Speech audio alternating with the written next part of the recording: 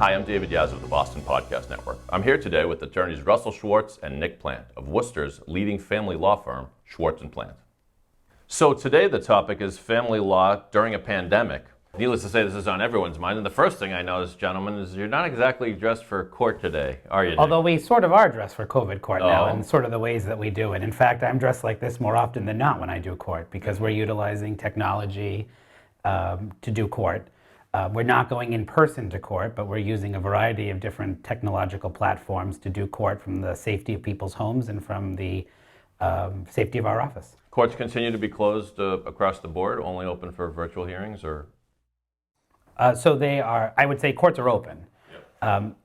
Almost all of it is being done virtually through Zoom and telephonic hearings. There are a few limited matters where we are doing in-person court appearances, but those in-person court appearances are limited in number. People are wearing masks.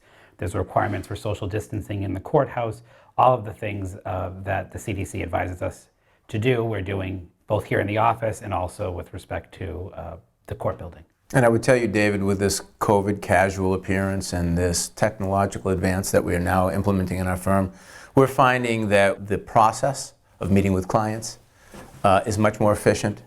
We take clients all over the state. So in the old days, we would head down to Nantucket to meet with a client, or to Middlesex in Cambridge to meet with a client, or they come up here to meet with us.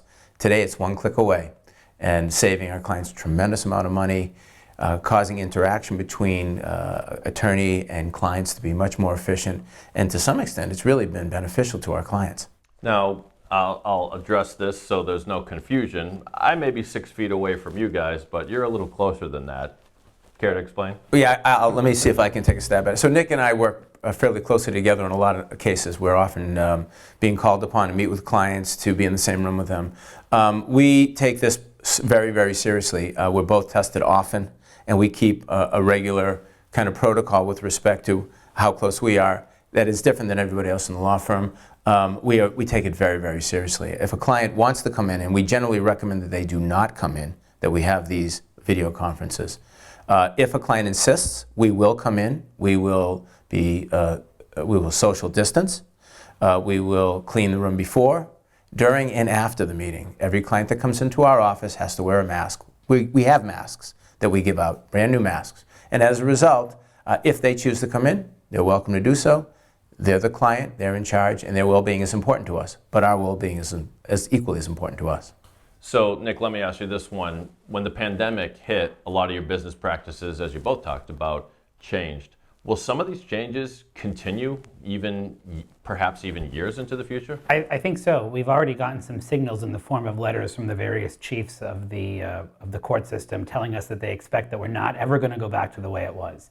That we've learned that we can make court accessible and also effective by doing it remotely. There are a number of other states that do a lot of remote court. So electronic filing, I think, is here to stay. I think a lot of electronic court appearances so that people don't have to give up a day's work. Worcester County, for example, is a very, very big county. There are some people who have to commute an hour to get to court for what might be a 5 or 10 minute, somewhat perfunctory court experience.